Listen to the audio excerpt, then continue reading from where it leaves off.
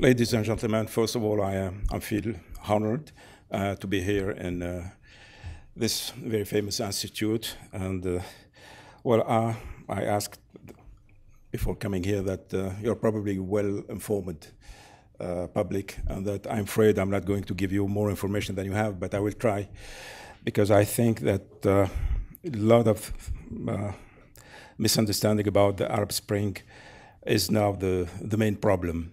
It should be reminded that the spark of the Tunisian revolution, which later triggered the Arab Spring, brought an unprecedented wave of hope and real change in the Arab world.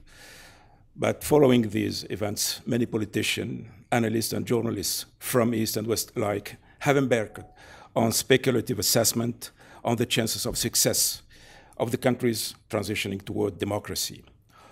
More than 2 years into the Arab uprising, the only safe assessment possible is that these countries are trying to build different new systems at varying pace and consequently with varying success. Although the underlying causes that led to the Arab Revolution were very similar, the transition process of these countries have taken dissimilar trajectories given the differential political, social, and economic factors that characterize their respective societies. So in fact, any attempt to reach an objective, balanced, and well-thought assessment on the transitional experience within the Arab Spring should definitely rely on those above-mentioned crucial elements. It goes without saying that any transitional period following a people's revolution occurring anywhere in the world against tyranny faces unavoidably huge challenges and threats. Challenges emanating from the very situation of unrest, social movements, spontaneous waves of protests against the previous injustice that are fed by the frustration of the past, and the space of freedom offered by the aftermath of a revolution. These challenges come also from the difficult economic, social, and political situations inherited from the previous regimes and worsened by the temporary paralysis of usual economic performances. Threats are those posed by people who want the statu quo to be recovered, to return. Those who lost their benefits, usually gained at times of rule of despotic regimes, ousted by the oppressed people. The threat are also originated from the growing security concerns imposed terrorist plans. What I can tell you is that now in Tunisia we are facing a lot of threats, mainly the threat of a counter-revolution, because as I said before, everywhere when you have a revolution, you have a counter-revolution. And you probably know that the counter-revolution, I wouldn't say that it's have overcome in Egypt, but I can tell you that the revolution is facing a deep crisis in Egypt.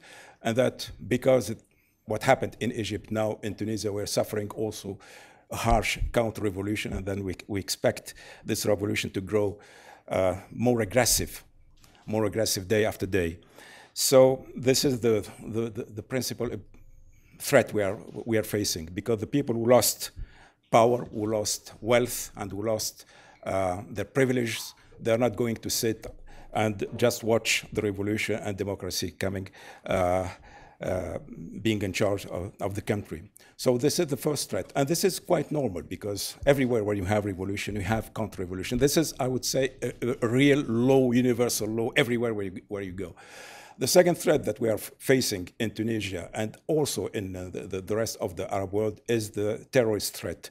Because don't forget that the Arab Spring, was extremely, I would say, the worst thing to happen for Al-Qaeda or for terrorist groups, because Al-Qaeda and the terrorist groups thought they will be the alternative, the only alternative to corrupt dictatorship.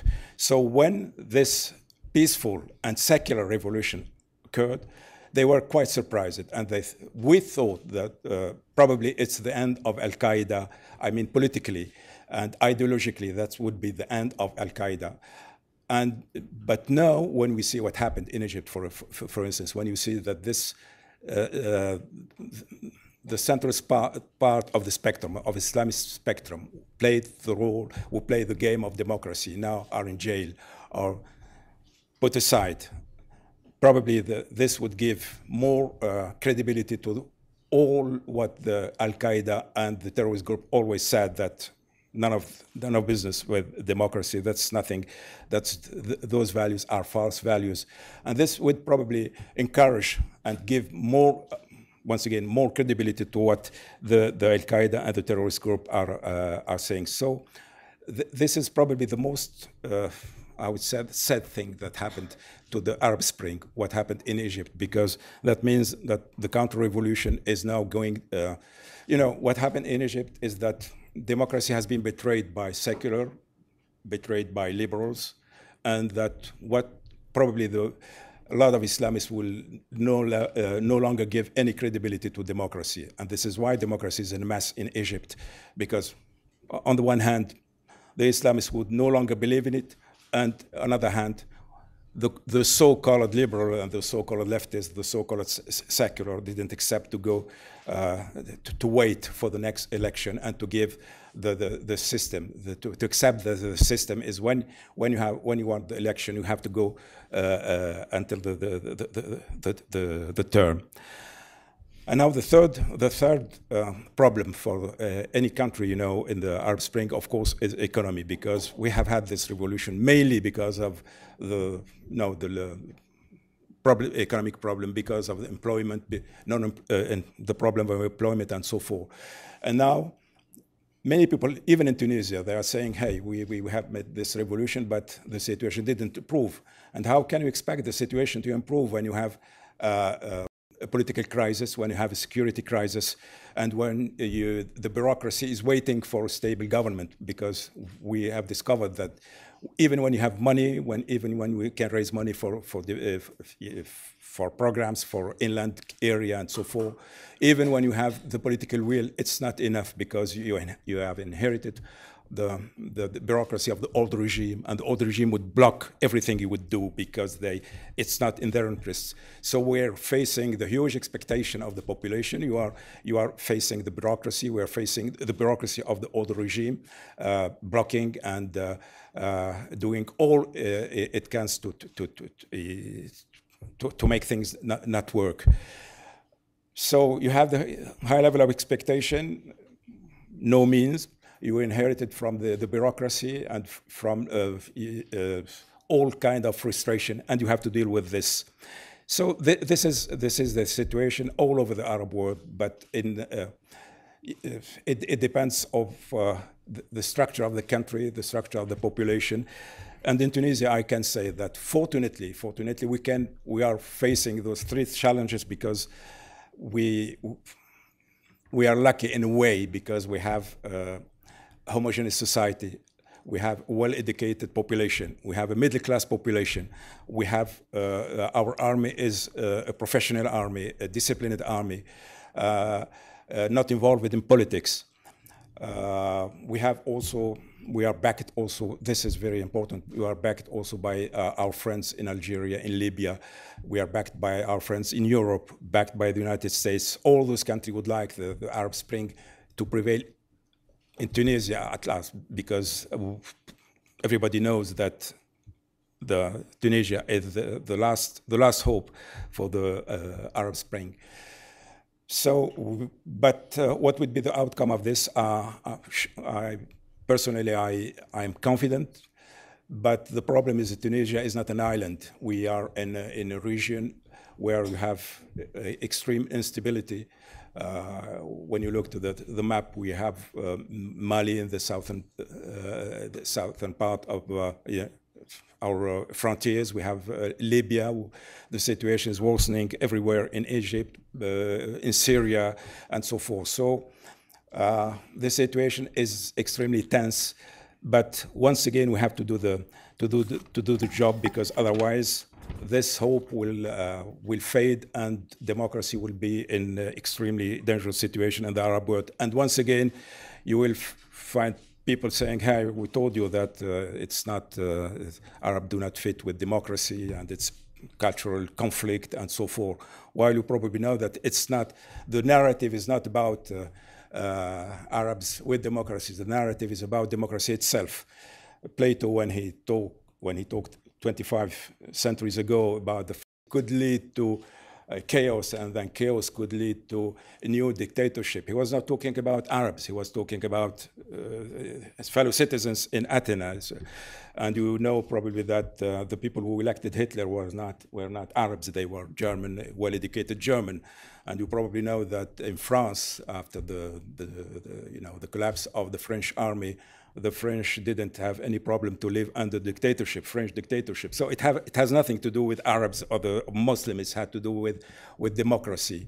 Does it mean that new experimentation in the Arab world? And this new experimentation would show that we still have facing the same problem faced everywhere, and that we have to find a kind of solution to these problems.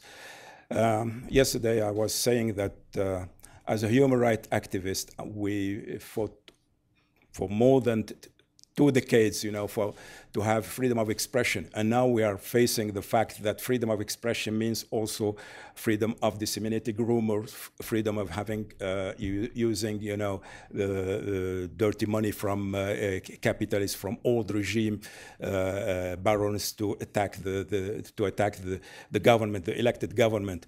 And we have to be very careful, because if we do not accept the side effect of this freedom of expression, we could be labeled as a new dictators.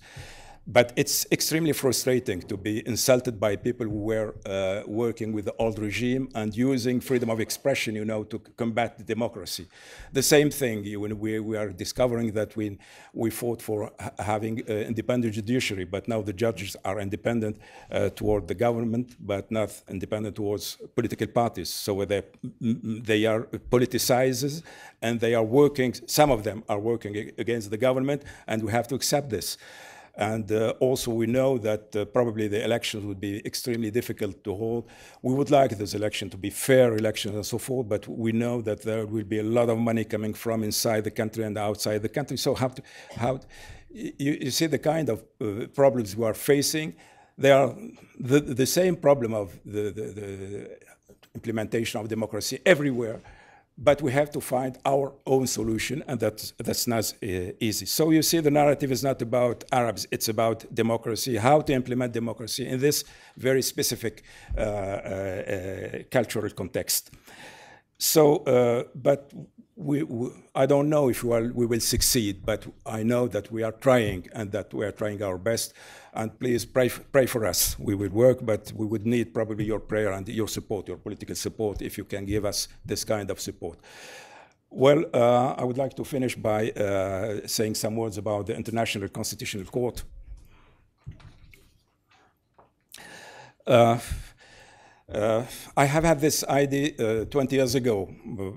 I remember that I felt at that time extremely frustrated, because our dictatorship, the dictatorship of Belayi, was a very bizarre dictatorship, because the ideology of this dictatorship was human rights. The ideology of this dictatorship was democracy.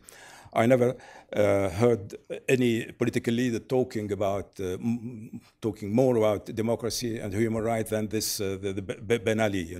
It was extremely frustrating, and we used to have also elections, and of course the election all the time. This 90%, 40% for the president. Some of you perhaps remember that I tried to be candidate in 1994, and just 2 weeks after the end of this election, I was put in jail and spent some 4 months or 5 months in solitary confinement. So at that time, I thought, look, we don't have any, we cannot complain to anybody in Tunisia, because we don't have, of course, we cannot have a constitutional court to say those elections are fake. We have to do something about this election. So why not having an international constitutional court where people like me and the opposition, where people having this harsh and corrupted dictatorship can complain and say, look, there is something wrong with the elections, and please do something. It was just a romantic idea, and I didn't expect that someday I will be in position, to try to make this dream being a reality. When I was elected president, I thought this would be my occasion, you know, to transform this dream in reality. And I was very surprised by the fact that many scholars in Tunisia and outside Tunisia found that this could be a workable idea and not just a dream. And we have had a lot of meeting in Tunis about this, about how to transform this idea in workable a project. And 2 years ago, I tried to convince some of my friends, head of state, some states, some democratic states in Africa and in Latin America to accept to be part of the project. And I was very happy to see that now about 20 countries now are supporting the project. So I know that the African Union is going to make an assessment about this idea next summit. So it will become an official idea, not only of Tunisia, but also of the African Union. And well, I don't have any illusion it will take time, because the International Criminal Court, it took more than 5 decades, you know, to achieve the process. So it will take time. But imagine that one day we will have this court, that it means that dictatorship, which is, I'm not sure that we are going to rid of dictatorship. You know, dictatorship is like diseases. You will never get from disease. It's a social disease, and we are going to have the next decades comeback of dictatorship. I hope not in Tunisia, but you can expect the dictatorship everywhere. So we have to be not only, you know, the International Criminal Court is to cure the disease. But to prevent the disease, we have to have this International Constitutional Court. Because imagine that you have an election like in Syria in 2000, and imagine that this court would say, this is not fair election, you are not a legal president, we are not going to accept you in the UN meeting, we are going to boycott you. And now probably the democratic state, the democratic state like United States, like European, etc., would be obliged to not recognize those regimes. That would probably help the Syrian people, and I'm not sure that we would have this kind of chaos we have now in Syria. I don't know whether I will see in my lifetime this court. I hope so, but I'm not sure. I'm not sure also to see a democratic Arab world. But what I am sure of, that struggle will continue, and that we will have to face harsh times, but we don't have the choice, because if we let things going like we have had for more than 2 decades, that's the end of the Arab world.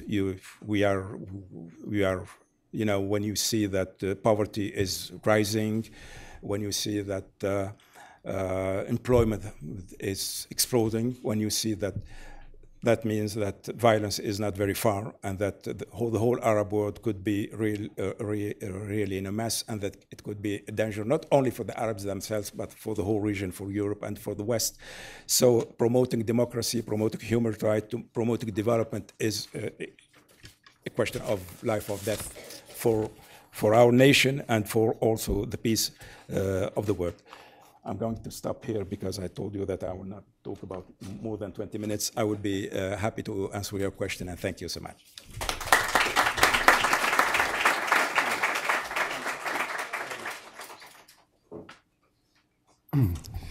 We're going to get some questions from the audience. Let me just begin with one of my own, Mr. President.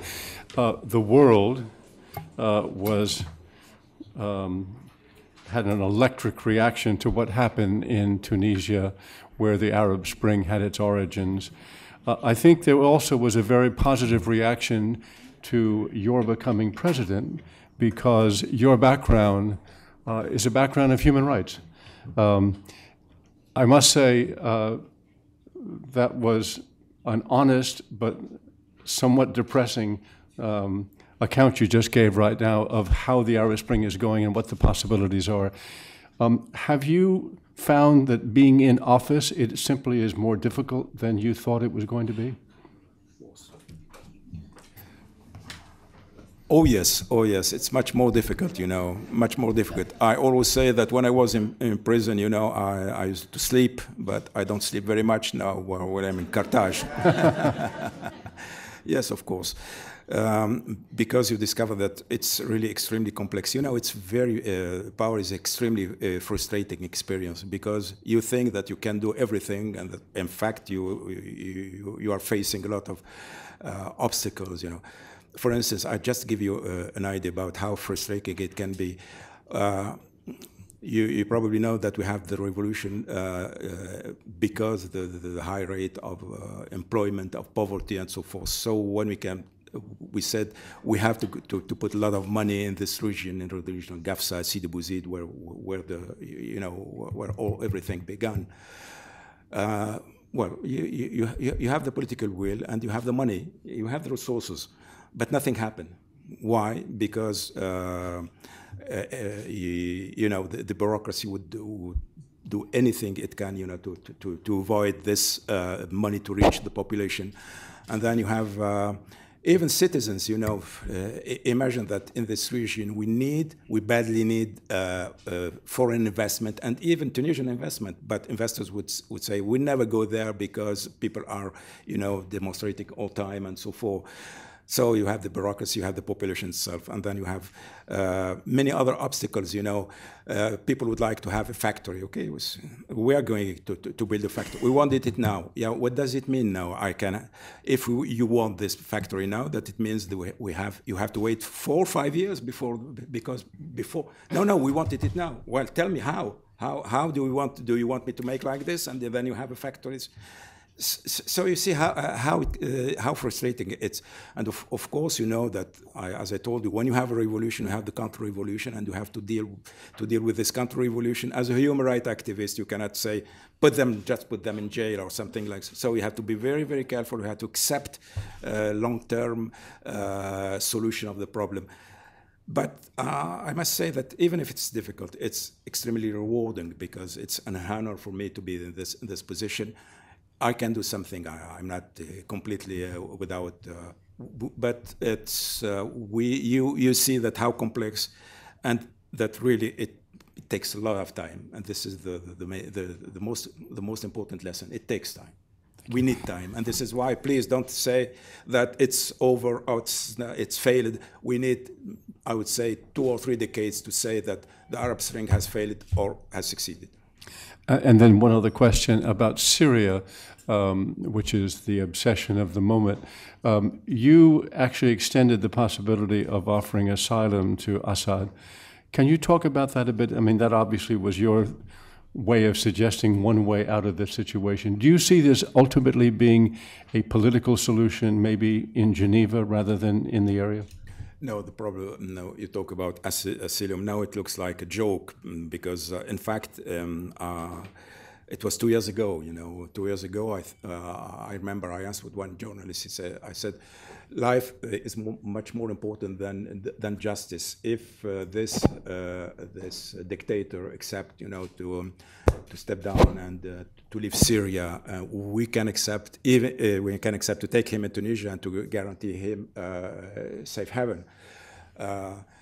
And I remember that many people were saying, how can you say that? And my response was always, life, is much more important than justice. And if the price to pay is to accept that, to give guarantee to this dictator, because we can avoid the loss of life of thousands of people, I accept to do so.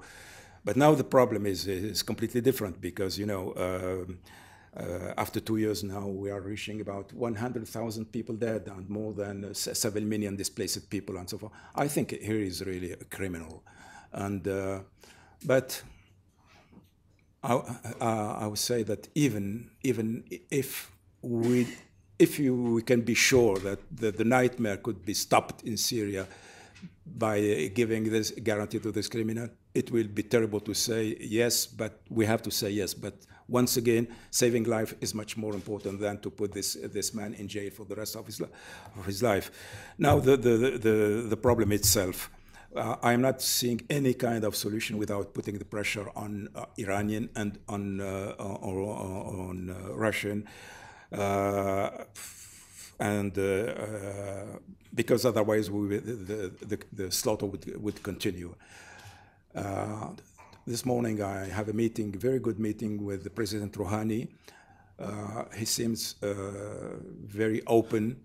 Yesterday, the speech of President Obama also was extremely interesting because he also opened, possibility of having dialogue with Iran.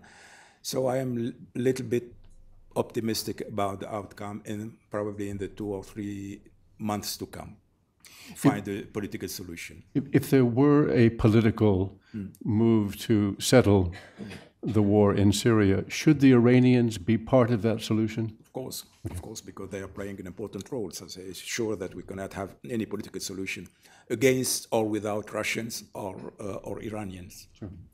I'd love to get some questions from the floor. And Mr. President, I may take 3 at once, if you don't mind, and we can answer them. So we'll start right here. First one, second one, and third one. I'm Shazia Rafi, Secretary General of Parliamentarians for Global Action. Mr. President, it's wonderful to see you here again. Thank you for hosting us last year in Tunis and meeting with our delegation. My question, when you're talking about both democracy in the Arab Spring and also this very interesting idea of a constitutional court related to post-electoral violence, is what role do you see for parliamentarians and parliaments in that? And would you be taking this proposal also to the Assembly of the Interparliamentary Union and organizations like Parliamentarians for Global Action, whose assembly will be taking place later this year in Colombia? I know the IPU is next week in Geneva. It would be good, given that Parliament is one of the main pillars of democracy, to involve the legislatures in such an idea. Excellent. Just pass the microphone to Omar behind you. Thank you. Mr. President, thank you very much for coming, and I very much enjoyed your presentation. My name is Omar El Okta. I am with IPI. My question is about the constitution drafting process in Tunisia right now. You mentioned Egypt and the path that the Egyptians are taking, and many analysts would suggest that what happened to President Morsi was a result of his own constitutional coup in November 2012.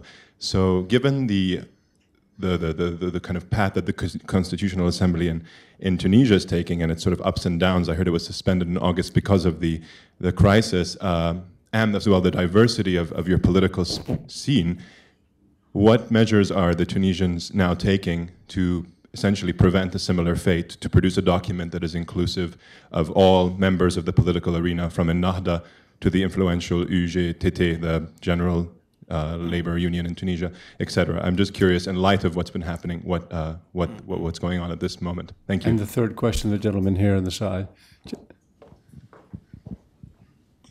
Thank you. Jean-Marc Oppenheim, Professor of History at Columbia and Fordham Universities. Thank you for your remarks, and especially their candor.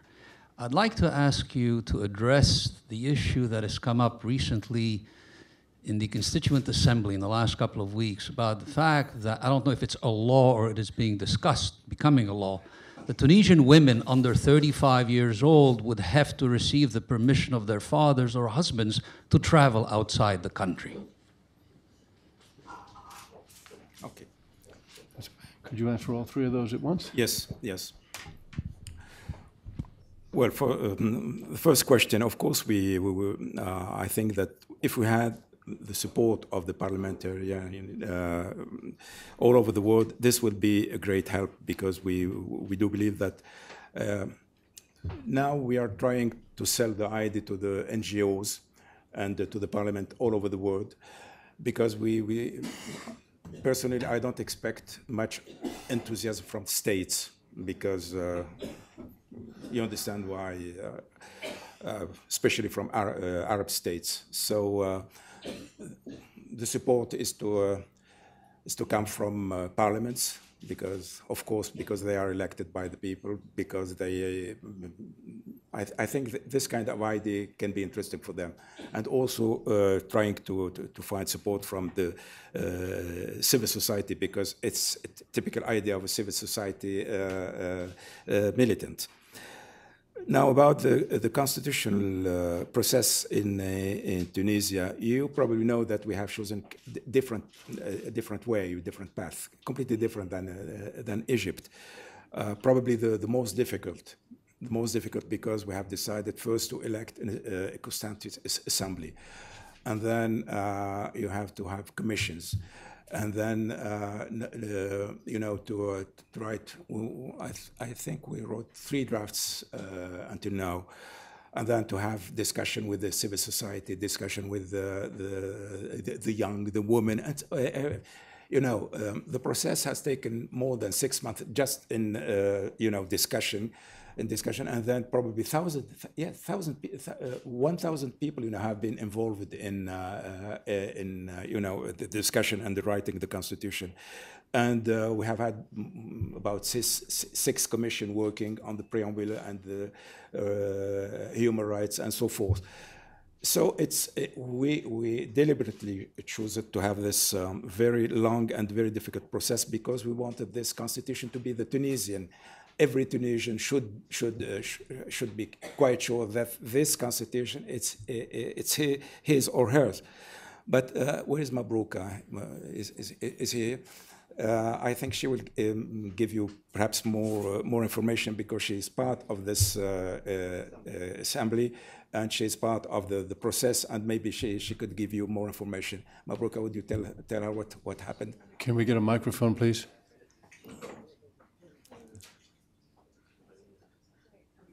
Mabrouka Mbarak, I'm a member of the Constituent Assembly, member of the committee that is tasked to draft the preamble, fundamental principle, and the rules to amend the Constitution.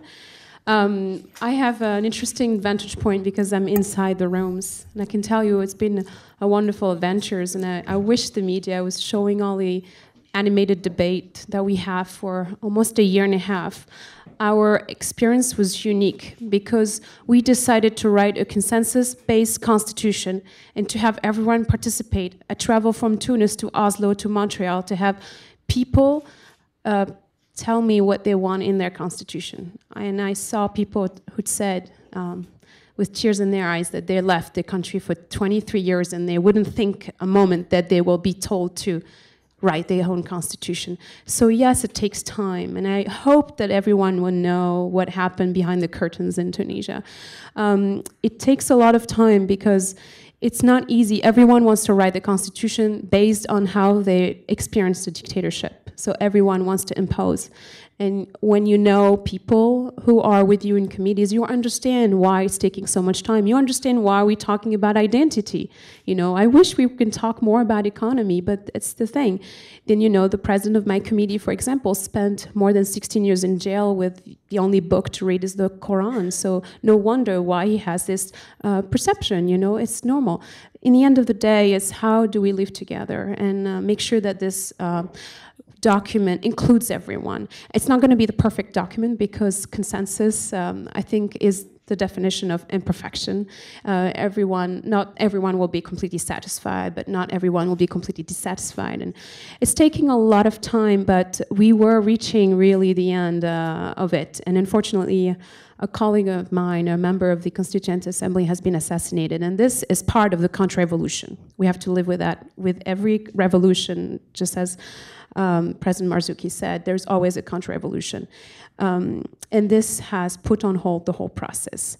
I wish people who knew more. I wish I can write more. I tweet all my committee session, so you would know maybe more what's happening behind the curtains. Because as a member of the Constituent Assembly, I've never heard about this law about not letting women travel below 35 years old. I've never heard about it. We have to be really careful with what the media are saying. Just about the women's right, I just wanted to say that for us, it was really important to enshrine the legacy of President Bourguiba, who's really keen on defending women's rights.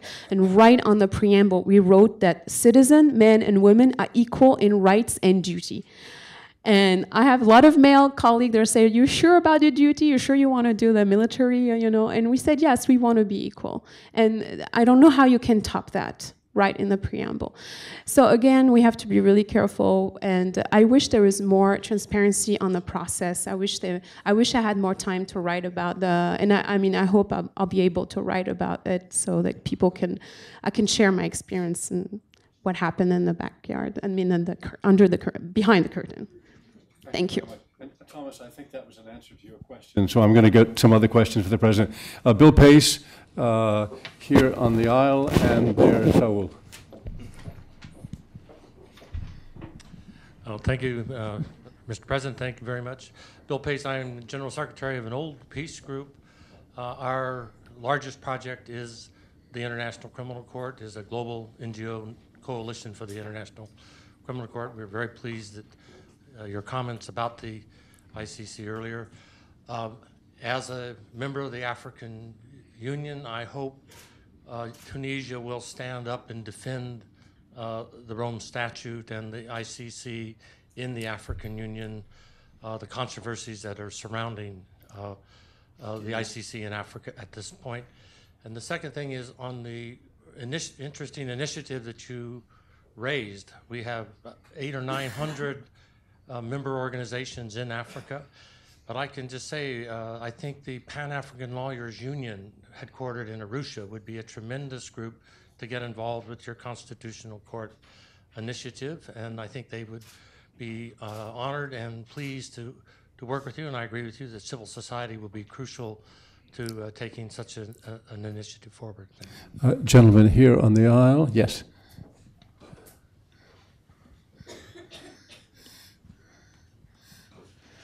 Thank you. My name is Kofi Afande, legal advisor to Togo in the Security Council.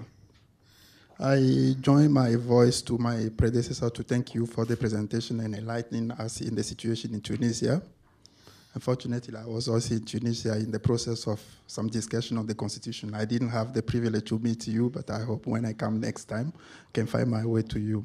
My question will be mainly relating to the idea of international constitutional court.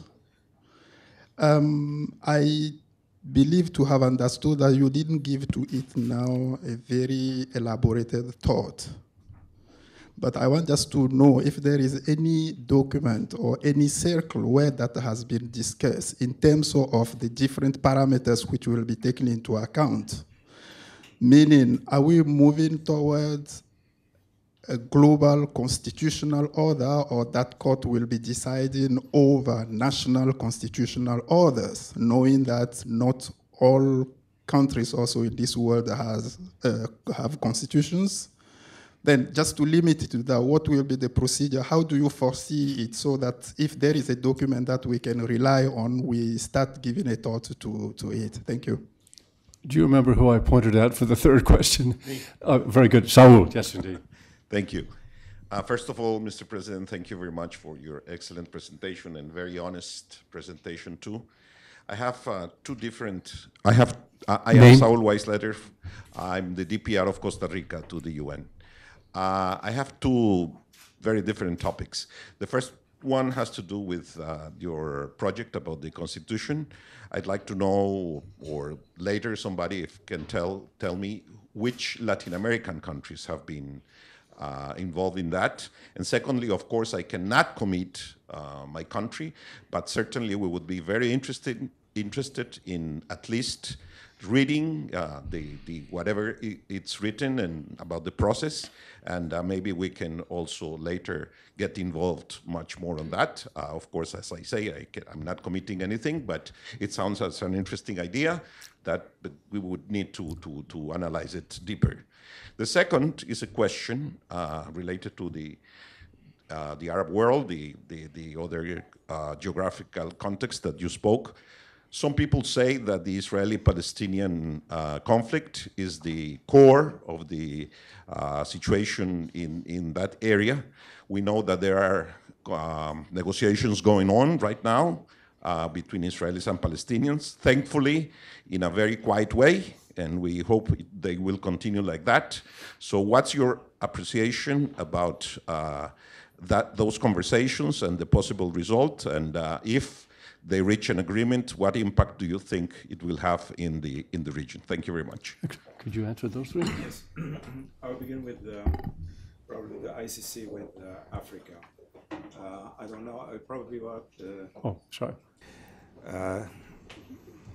You are thinking about what's the problem with the Kenyan president and the vice president? Is that and the AU, the proposal that AU countries should withdraw from the ICC? Yes, I have a discussion, interesting discussion today with Dr. Zuma about this very specific topic. And I said, look, I understand that some African leaders are complaining about the fact that the ICC is always behind African leaders. But I said this is because we, most important dictators, are African. And the ICC is good for Africa because we badly need it. That we have to stick to the ICC and we have to support it. And that Tunisia is not going to participate to any summit about, how to. We will never do anything against the ICC. This is my position, and I told her very frankly that it would be a very bad message given to the world if it seems like we African leaders we are going to gather in a special summit just for two people. Of course, we would want like to the ICC to be politicized. They should find a consensus with the Kenyan leaders, but we have to accept that ICC is extremely important for Africa. This is my opinion, and I was very clear about that. And this is the official position of Tunisia. I will answer your question about the countries, Latin American countries supporting the idea of ICC, Ecuador, Peru, and Uruguay. Last year we have an important meeting in Lima. It was Latin American and Arab country summit.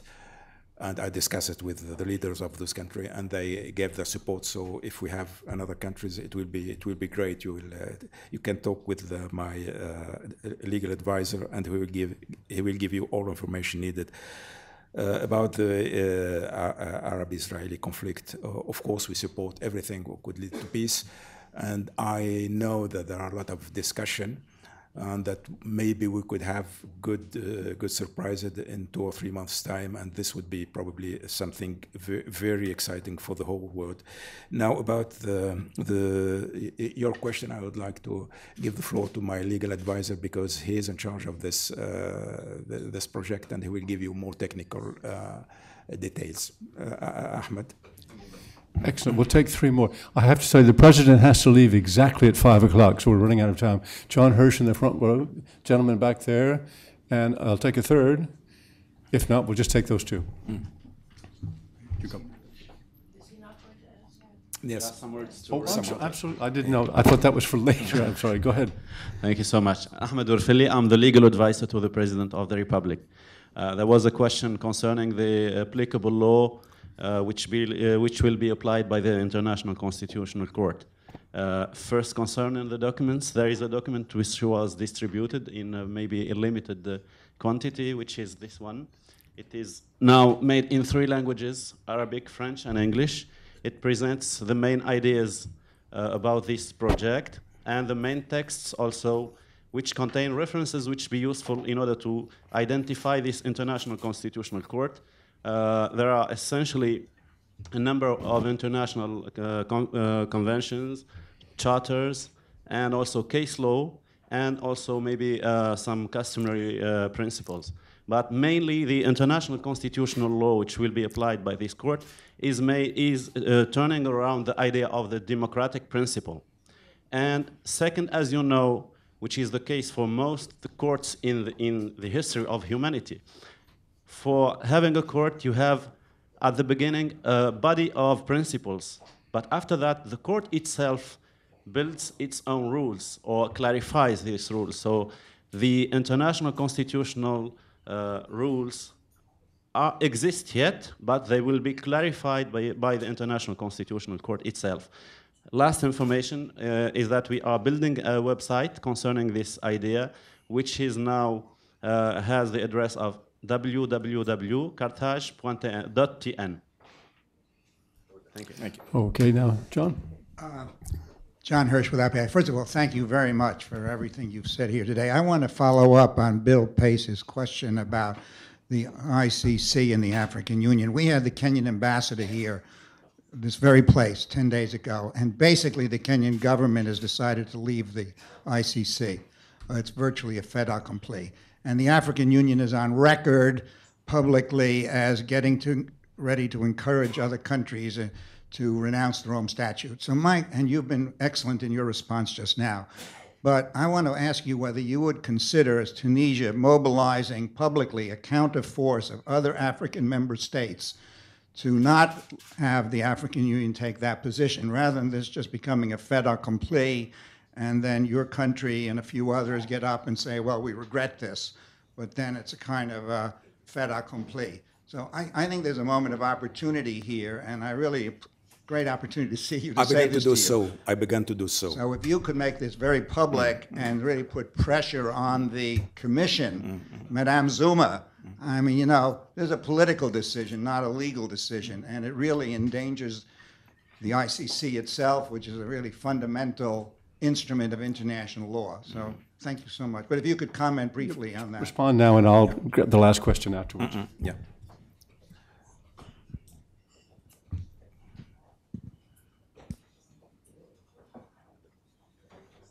Oh, please. No, feel free to respond to that. Yes, yes. I began to do so. I began to discuss with many African leaders, saying, "Hey, it would be extremely dangerous for Africa, for the image of Africa, and we have to stick." As I told you, I will be very firm on this point. Believe me, I will never accept Tunisia to be part of this dangerous game, and I will do my best to say that once again we need this international criminal court.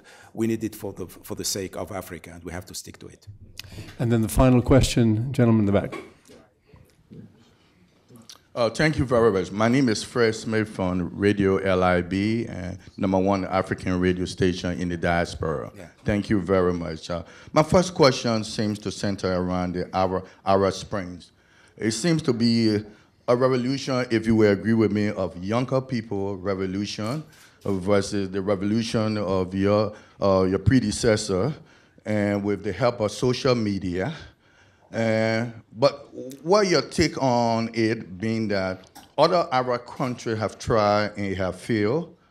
Now, the West African country, like my country, Liberia, the younger people are trying to test that same approach from Arab Spring to bring our president down.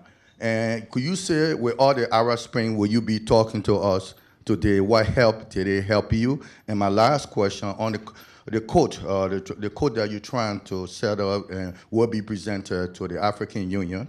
You see a lot of African leaders seem to be trying, the ICCC, including my former president, Charles Taylor.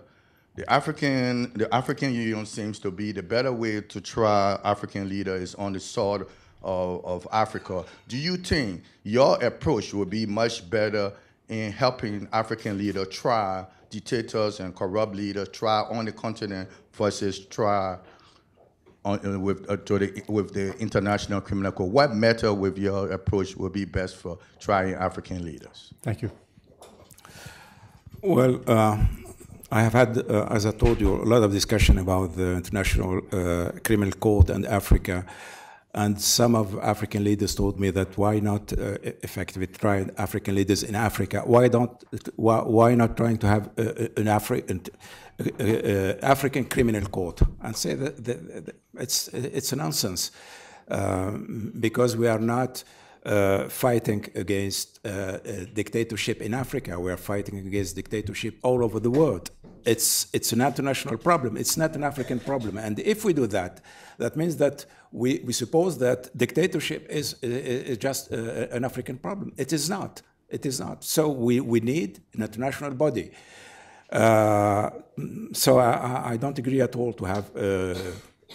And look, it will not no credibility to this African court, because everybody would say those Africans, they are trying to protect themselves, and it doesn't mean nothing. The first question, if I understood it, is that what we call the Arab Spring is the response of Arabs to a very specific situation. Of course, corruption is all over the world the same, but the way of dealing, how to respond to the problem, I think it's a matter of culture. It's a matter of political equilibrium in the society and so forth. So we have nothing to export. It's our experience. We have to solve the same problem, the universal problem, if I may say, the corruption, dictatorship, and so we have to solve it. We have to find our local solution to a universal problem. This is what should be done everywhere. This is why I say we cannot export our experience. We just have to learn from other people how do they manage this problem, and then to invent our proper our means. Mr. President, I've been thinking, listening to you, that one of the consequences of naming somebody with a human rights background to become president is that you get direct, honest, and non-defensive answers to the questions. I really appreciate that. And I want to speak to your request and your colleagues' request that, and I think I presume to speak for the room now, you have asked, give us time. I think this room is very willing to give you time, believes in the project, and is wishing everything we can do to support that. And Mr. President, you rather feelingly said you needed our prayers. And I think, once again, I can speak for this room in saying I'm sure you have the support, the prayerful support of this entire room. Thank you very much for coming here.